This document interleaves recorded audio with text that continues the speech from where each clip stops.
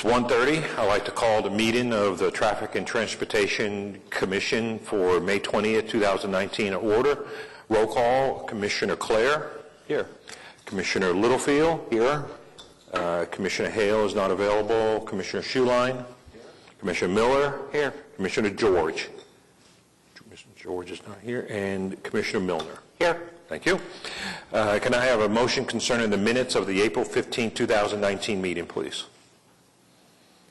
I'll move that be approved. Motion to approve from Commissioner Schuline. Do we have a second? Second. Second by Commissioner Clare. Any discussion? Motion to approve the minutes of the April 15, 2019 meeting by Commissioner Schuline, second by Commissioner Clare. Can I have your votes, please? Okay, item is approved. Reports on license, taxi, and record service will be presented in July. We have the consent docket. There's two items on the consent docket, 4A and 4B. Do we have anybody here to speak against the items in the consent docket? Okay, can we have a motion on the consent docket, please? I move. We have a motion to approve the consent docket by Commissioner Milner. Do we have a second? Second. Second by Commissioner Milner. Any discussion on the consent docket? Okay, a motion to approve 4A and 4B by Commissioner Miller, seconded by Commissioner Milner. Votes, please. Item is approved. We go on now to item 5A, New Yellow Cab Company, OKC, to consider an application for a certificate of public convenience and necessity from New Yellow Cab Company of OKC, LLC, to operate 150 vehicles in taxi service. Do we have anybody here to speak on item 5A? Very good, sir. Okay, thank you. May I have your name, your address, and you have up to 5 minutes, please. My name is William O'Brien. I'm an attorney. My address is 9009 North May Avenue, number 115, Oklahoma City, Oklahoma, 73120. My phone number, if that's needed, is 405-752-1733. And as I said earlier, I'm here on behalf of the New Yellow Cab Company, two of the principals of which are with me here today. And we would point out to this body that as the report that was prepared, I believe by the city staff, pointed out that this is not the exact same name of any other company. Is the New Yellow Cab Company, which is by definition unique. We'd also further point out, gentlemen and ladies, that it's the coloring is different as well. It's two-toned. It is partially green and partially yellow. And we believe that the citizenry has enough, can distinguish, and will realize that that is not the old Yellow Cab Company. We would direct this Commission's attention to the Oklahoma City Municipal Code, Title 56, Section 24C, which speaks of the exact, to deny it in the event is it exact. But since we are in compliance with this relevant regulation by having a unique name and a unique coloring, we would respectfully request that this application be affirmed. Thank you. All right, thank you very much. Anybody else wanted to speak on item 5A? Yes, sir. Master Sergeant Bales, Oklahoma City Police Department, 616 Colcord Drive. Upon doing a lot of research on the orders and stuff, we submitted a memo on this because the green is looks more like, OKC green taxi, and then the yellow cab, everybody's trying to come in. Let me go back here. All these companies that are coming in under the yellow name are prior fleet owners from Yellow Cab. They don't want to paint their vehicles to be a unique color. They just want to reuse the same yellow. So that's the issue we're having. As of now, we have one company that was approved by y'all, and that was Yellow Ride. They are approved. They are up and running at this point in time. So any colors that are green or yellow are not unique. They are representing Yellow Cab. We're representing, we used to have 2 green cab taxis. Now we got twister cabs. So on the complaint side of the house, this will confuse patrons a lot. I know because I take the complaints.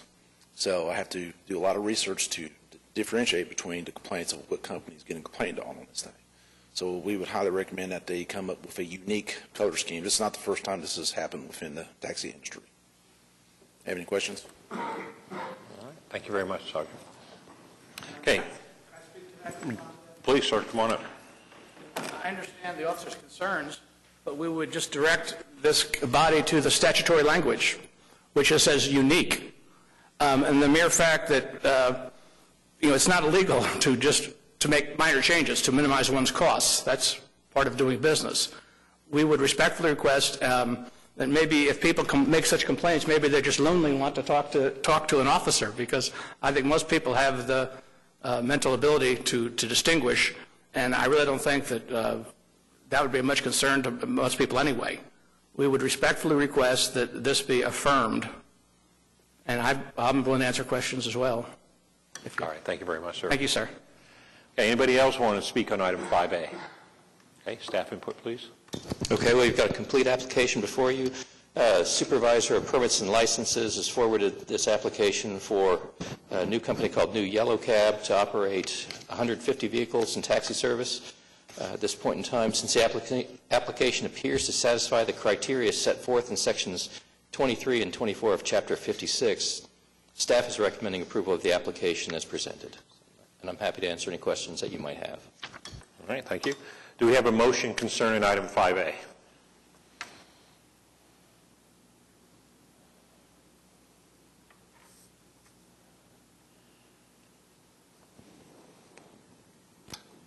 For the purpose of the discussion, motion to approve. Okay, we have a motion to approve item 5A by Commissioner Clare. Do we have a second? Second. We have a second by Commissioner Milner. Okay. Do we have any talk about item 5A? Yes, sir. I'd like to get input from our staff attorney regarding the issue of the color. Good afternoon. I would, again, direct you to the same ordinance that has already been discussed and further state that it is at the discretion of the commission to determine if it is actually a unique color palette, a unique name, and determine if that will be approved at this time or is according to the motion or not. Okay, sure. So let me ask, so do we currently have any companies that have yellow over green? Sir? At this time, all we have is the yellow with the black bumpers, which is the original Yellow Cab trademark, and then we have OKC Green Taxi, OKC Twister Taxi that is green with a blue top. So we do not have a green with yellow. Right. Okay. And a question for Mr. O'Brien or the owners. Is this an accurate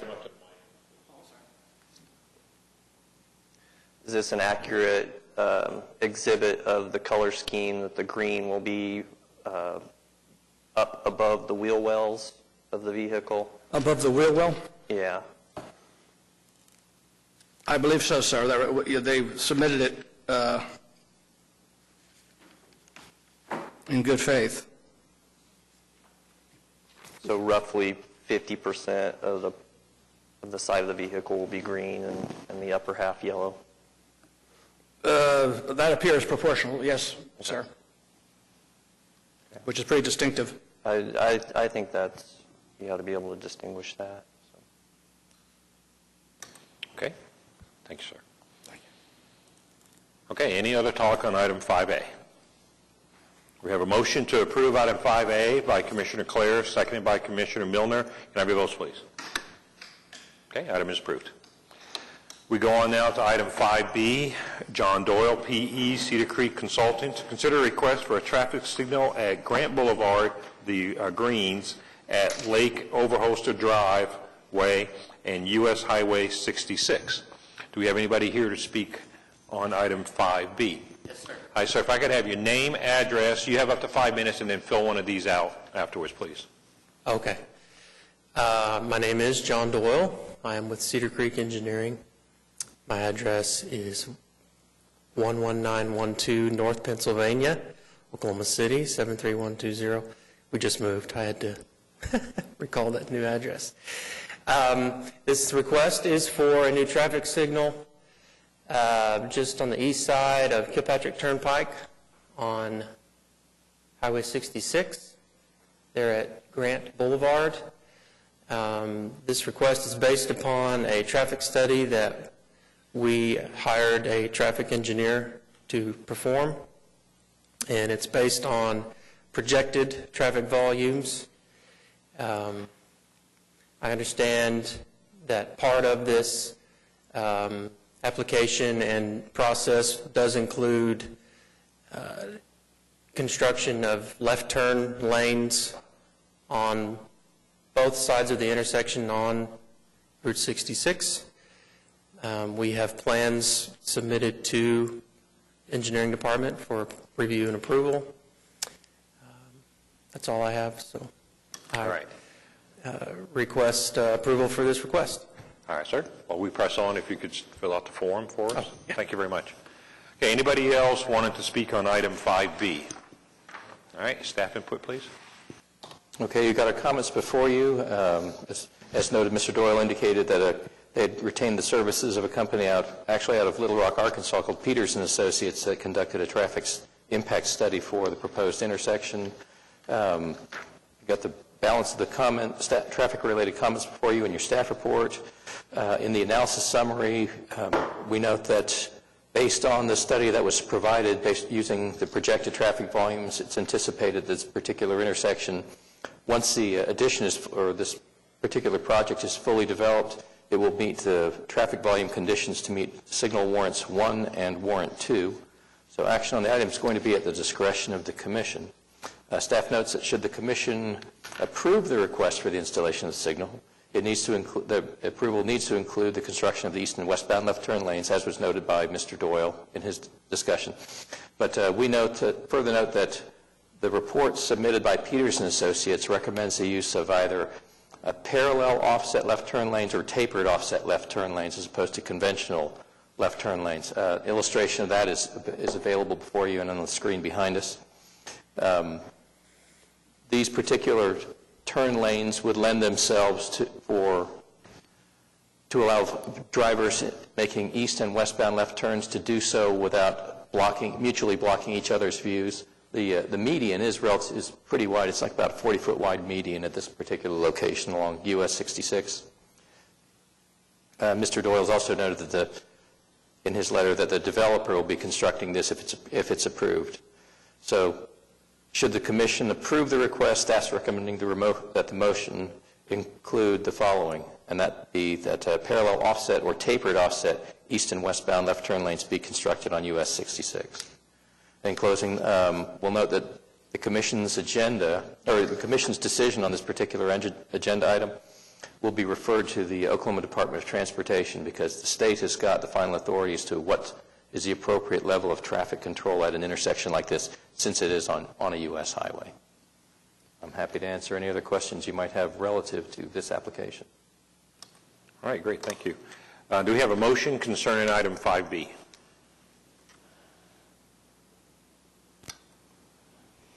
Motion to approve with staff's recommendations that parallel offset or tapered offset left turn lanes be constructed.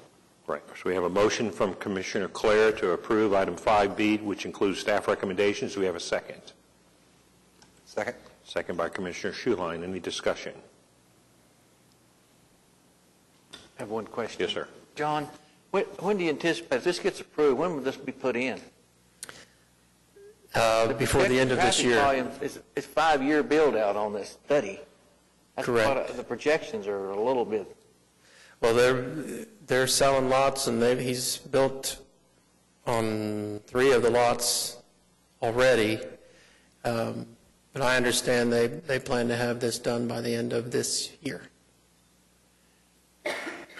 So time frame, a year or two? What I'm asking, the reason I'm asking, if it's approved, you're going to have a traffic signal out there working that's not warranted for at least 4 or 5 years, just because study. I mean, this includes a complete build-out before this reaches that volume. I understand. You understand that? Yes. I understand that. Yes, sir. And a lot of things can happen between now and then. I mean, good faith, but I'm just saying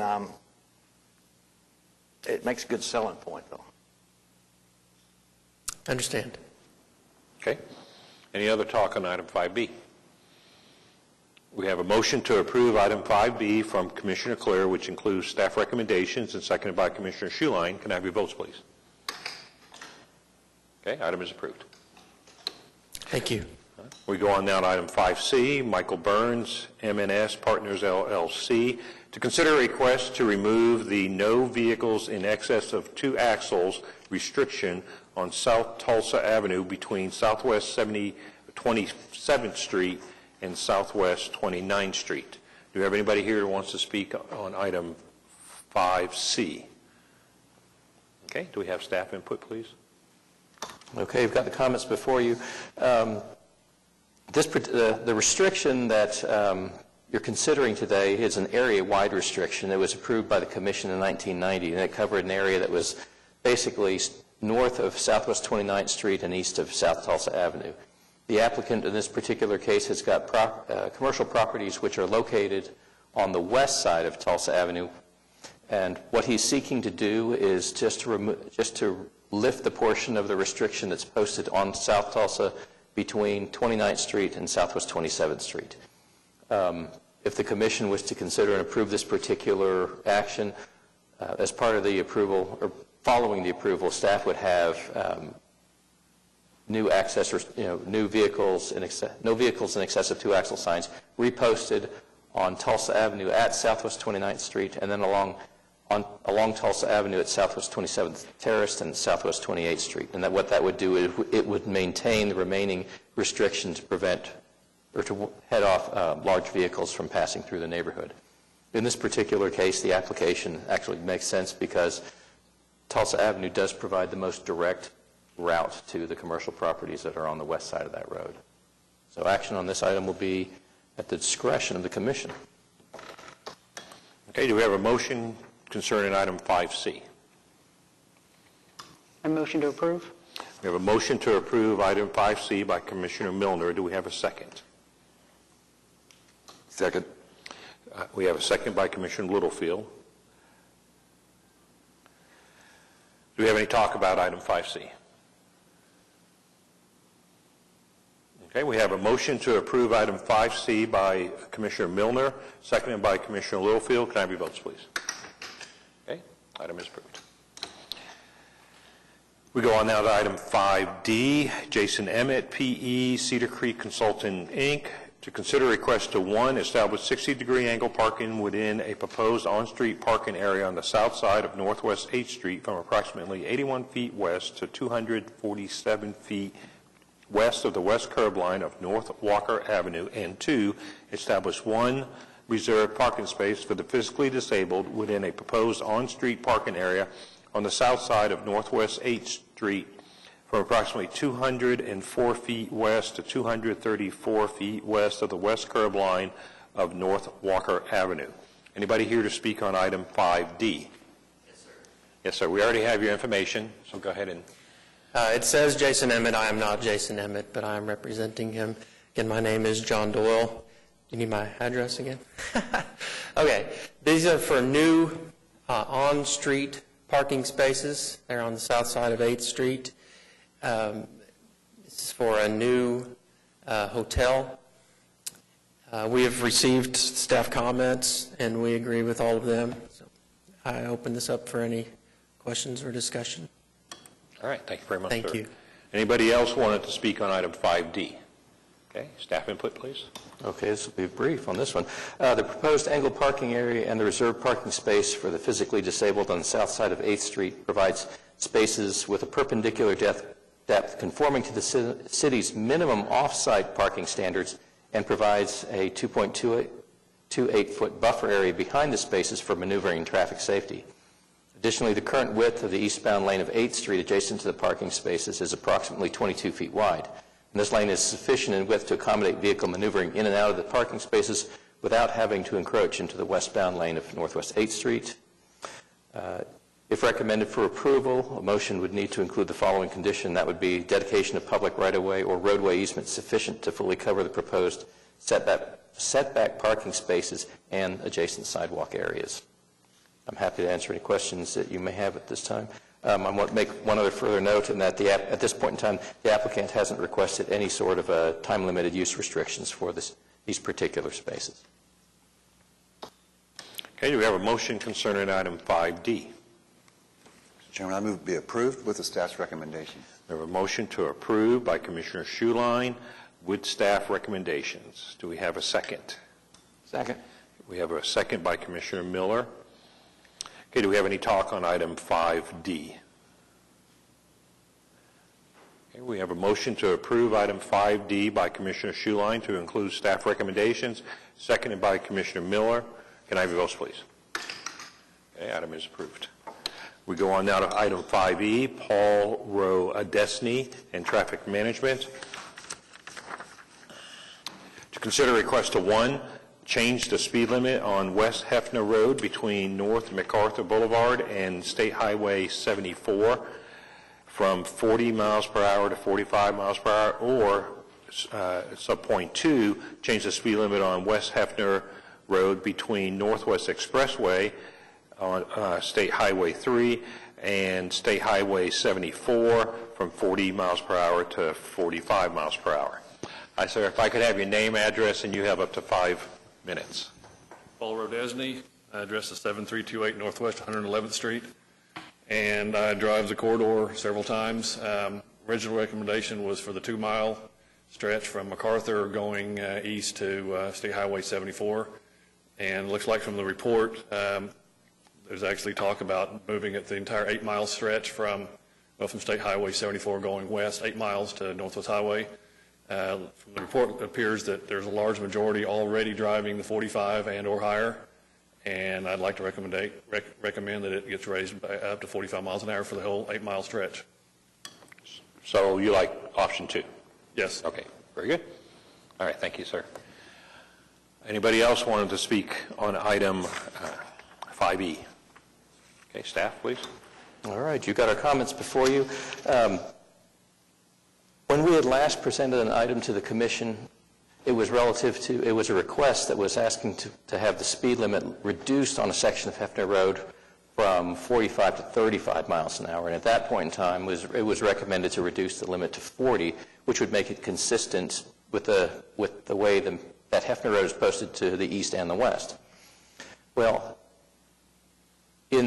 upon receipt of this particular request, we conducted some additional traffic studies, and we looked at the entire corridor. We looked at everything along West Hefner Road, starting basically at the city limits of the city of the Village, which is just east of Lake Hefner Parkway, and all the way out to Oklahoma City's western city limits along Hefner Road.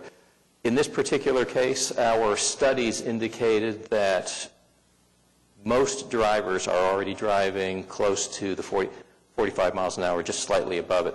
And so in recognition of that and the fact that the collision history based on current driving trends doesn't bear out that we've got any particular safety hazards attributed with a higher operating speed, the fact that we've checked intersections and found that they would all be in conformance with the use of a higher posted speed limit, it actually made sense to look at changing the speed limit for Hefner Road from 40 to 45 miles an hour for a much longer stretch.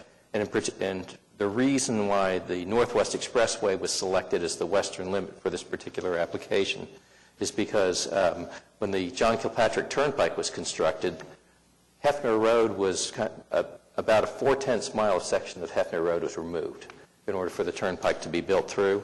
And so when it tied into Northwest Expressway, that made it a clean and logical place from which to have this particular speed limit applied. So, and to the west from basically the Northwest Expressway to the west, the built environment is different. Now, not to say that they're not operating at higher speeds, but we believe that it's appropriate to modify the speed limit from the expressway to basically Hefner Parkway at this point in time.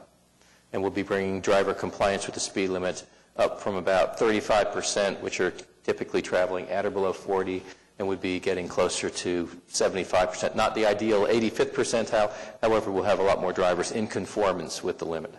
One thing that we did include in this particular item is there was a study that we had done on another road, on a section of North Rockwell Avenue.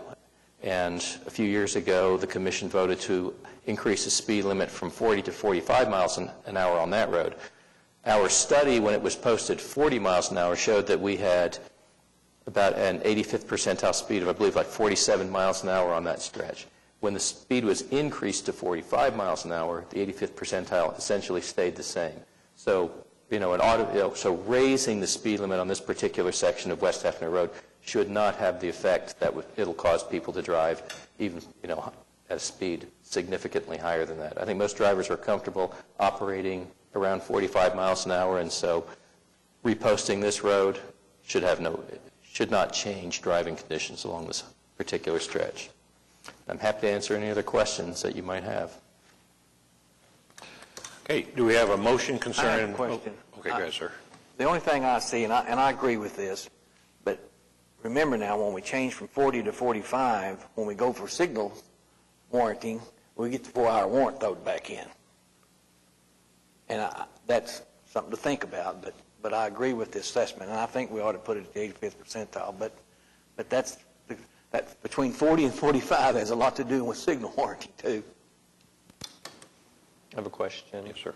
I'm aware of, but I don't know what the current status is of a proposed trail that's going to go on the west side of Lake Hefner, actually go down on the west side of Lake Hefner Drive and tie into Hefner at the bottom of the dam, and then it's going to cross the road over to Pat Murphy Park. And has there been any, are you aware of that, and are you aware of any of the crossing specifics for that trail? I'm not aware of specific details on that particular trail, but the intersection signalized, so at that point in time, it's most likely that the trail crossing will not occur at a mid-block location. It will probably occur at the intersection.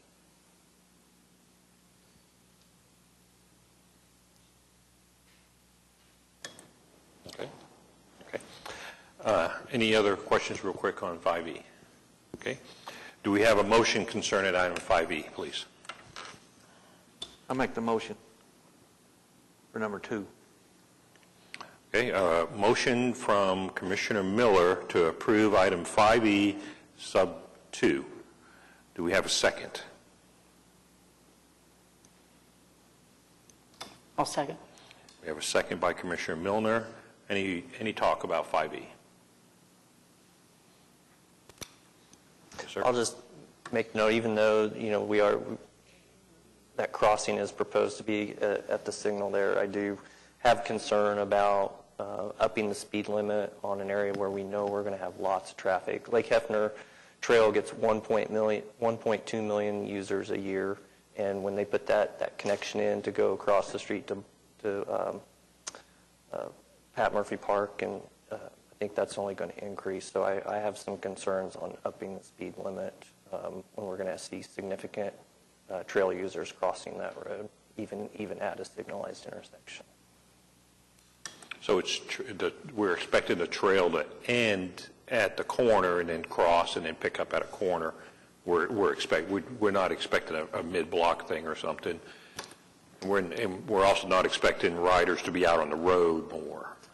Well, riders will be, the trail parallels Hefner on the north side, so they will be pretty close to the roadway. So we always think about comfort for those users. But I don't know the specifics on where the crossing is proposed. So I don't know if it makes sense for it to be at the signal, but I haven't seen any details on it, so I don't know where it is. Okay. Any other talk on item 5E? Okay, we have a motion to approve item 5E, subparagraph 2 from Commissioner Miller, seconded by Commissioner Milner. Can I have your votes, please? Okay, item is approved.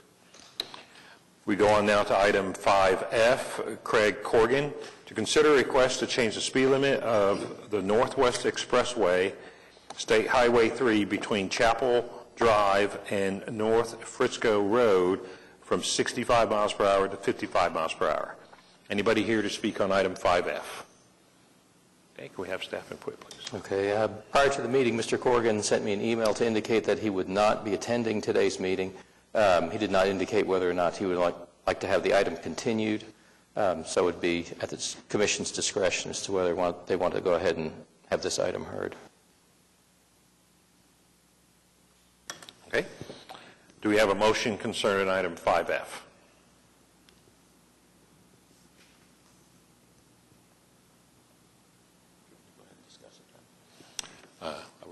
Do we have a motion of any concern about weighing in on this, or do we want to move? Are we wanting to postpone it so he can be here?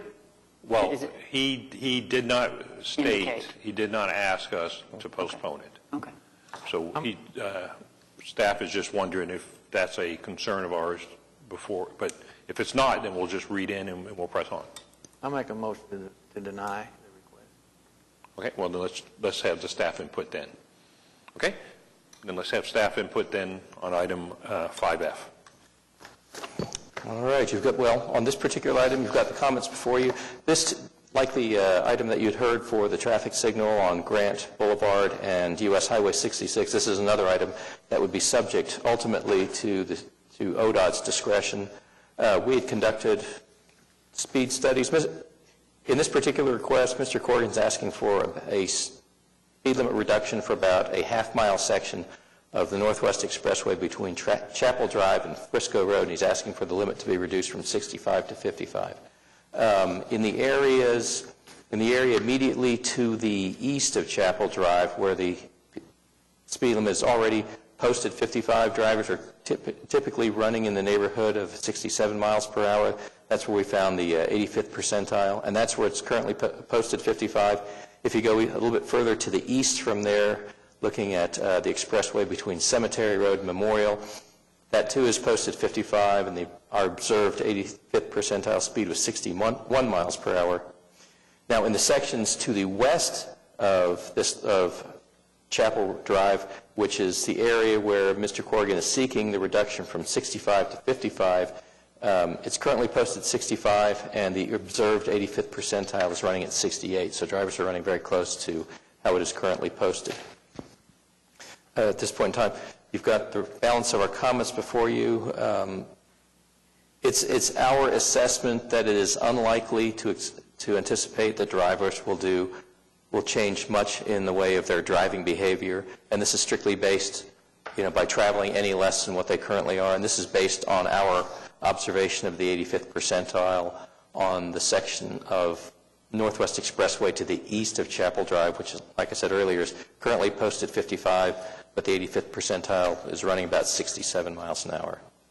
So action on this item will be at the discretion of the Commission, and as noted already, if the Commission's action will be, if it's to approve the change, will be forwarded to the Oklahoma Department of Transportation for their consideration, because this is a state highway and the department has the authority over state and interstate highways. Okay, we have a motion pending. Is it still valid, sir? So we have a motion from Commissioner Miller to disapprove item 5F. Do we have a second?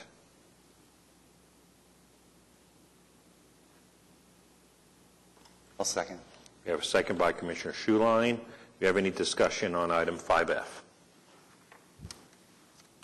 I just feel as the applicant isn't here, we can't make an informed decision, thoroughly weigh it. So I would be more inclined to postpone this to the next meeting. Okay. Do we have a change in your motion, sir? Do we have a change in the second? Okay. Any other discussion on item 5F? Okay, we have a motion to disapprove item 5F by Commissioner Miller, seconded by Commissioner Schuline. Can I have your votes, please? Okay, item is disapproved. Okay, we go on now to item 6, comments from citizens. We do have somebody that wishes to speak. So, sir, if I could have your name, address, and you have up to 5 minutes. My name is Connor Petty. Address is 806 Northwest 16th Street.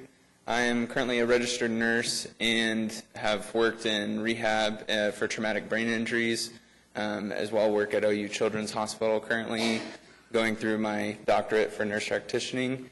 I would like the Commission to consider legislation for scooter riding and helmet legislation, just because currently in my position I see traumas, but particularly with the scooter and velocity at which a patient is, or person is falling down, a lot of frontal lobe traumas, This is a lot of the personality and decision-making of a citizen, particularly younger adults, adolescents, and teenagers that are going on these scooters. The rate at which the speed is and the way that they hit the ground is a lot different than a motorcycle or a bicycle, because those are usually temporal. Not that I would want anyone to have any injury, but I would like the Commission to consider that there is some type of legislation in work for the scooters to have particular helmet laws. And you're talking about those ones that people rent with an app? Yes, correct. Those kind of scooters. Correct, yeah, and I couldn't say like a particular company because there's a lot of them coming up. But that's the concept, those kind of things where you're on with 1 foot per se or 2 feet, and got the little wheels and and those kind of things is what you're saying that you'd like to maybe see some helmet law on that. Correct, yeah, particularly because the feet are planted upon a device that is lower to the ground. Your center of gravity is like a slingshot to the head and neck area, especially in development of adolescents and young adults. So that's the highest population that we see using these scooters for transport to work or just around to school. That is a lot of development of personality and decision-making that we already have a lack of in that age range. And so to have a trauma at that age is very detrimental to further development. Okay, hold on a second. Let me just ask Counselor and staff, is this kind of thing something that would go in the regulation that we would oversee, or is there somebody else, someplace else we should send him with this concern? So the current scooter ordinances are actually in the licensing chapter, chapter 13, but those again are regarding actual licensing and licensing concerns. The question or the inquiry, I think, from our speaker is actually regarding a traffic or indoor safety concern, and that would be in a separate chapter, perhaps in one that we oversee. Wouldn't be Chapter 56, of course, but perhaps in traffic we could review and see. Okay, so staff would be able to take his comments and start looking at this issue. Yeah, we should be able to work with him and talk about what kind of language might need to be included, because I think that regulations regarding bicycles, I think, are covered in Chapter 32. So we can certainly flesh out a draft ordinance for the Commission's consideration. Right, if you determine that there should be something. So you would be working with each other on this. So it is something that would be, if something was to be done, it would come through from us. Right. And then it'd head up to City Council. Correct. Okay? Okay. So if you won't mind staying around after the meeting so we can get your contact information. Okay. I appreciate it. Thank you for your time. Okay, and we have a comment over here. I have a question. Yes. You say you see the injuries, obviously, is what you're saying. Yes. Are these incidents reported and are they investigated as to what happened?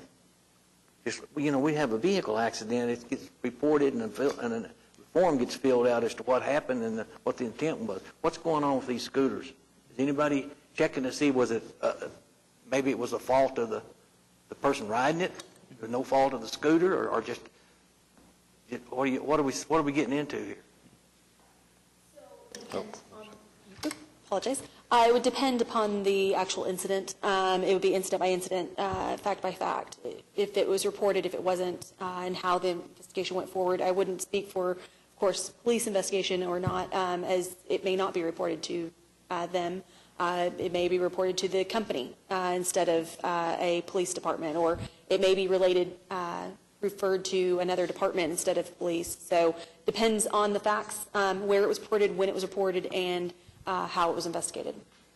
And that's what I'm saying. Any recommendation would have to include someone gathering this data and analyzing it for some kind of a ordinance against something. I would think we'd have a way of. Well, this is a great point right now. We have our new captain who's in charge of the downtown area. Do you have any input on this? What have you seen out there and these kind of things, and how's these accidents documented or anything? Sure. So in reference to this being documented as an accident, so any complaint or call for service request we receive If those individuals involved request a report being made, our officers are directed to make a report, whether it involves an accident or something else.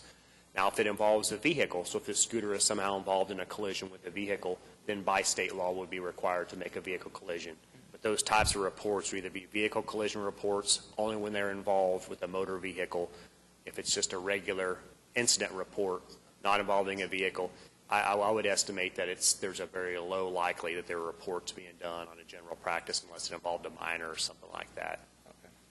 So let's say that a scooter is running around town and the operator for some reason failed and hit something or lost balance and fell and hit their head and the ambulance was called.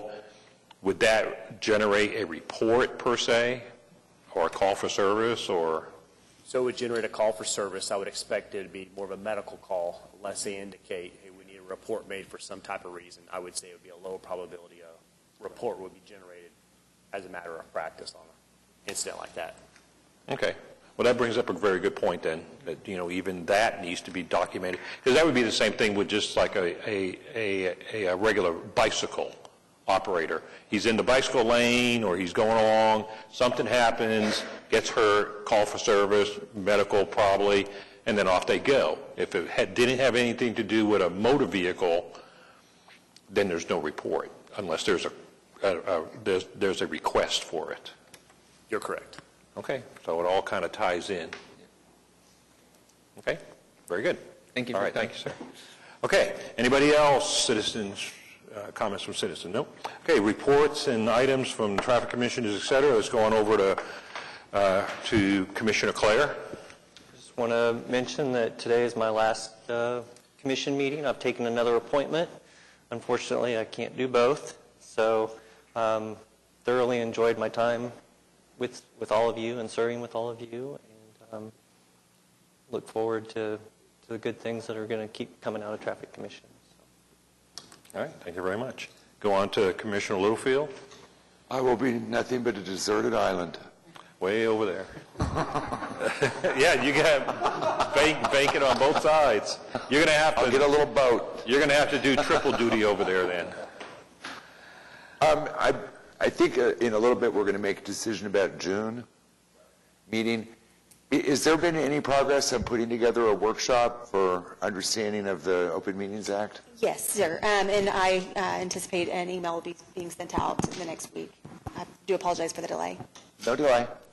June might be a good month to do that because we don't have anything else to do. There you go. So that's great. I really don't have anything to report on the ASAP program. I know that there's Public Works is still scrutinizing some elements in that, but I can tell you that it's moving forward. All right, thank you. Going over to Commissioner Schuline. Commissioner Miller. Nothing, sir. Commissioner Milner. Nothing. Right. Thank you. Captain, anything else? Thanks. Thanks for your input. Counselor, anything else? Staff? I've got nothing to add. Okay. Does anybody else have any business for us? All right, we stand adjourned.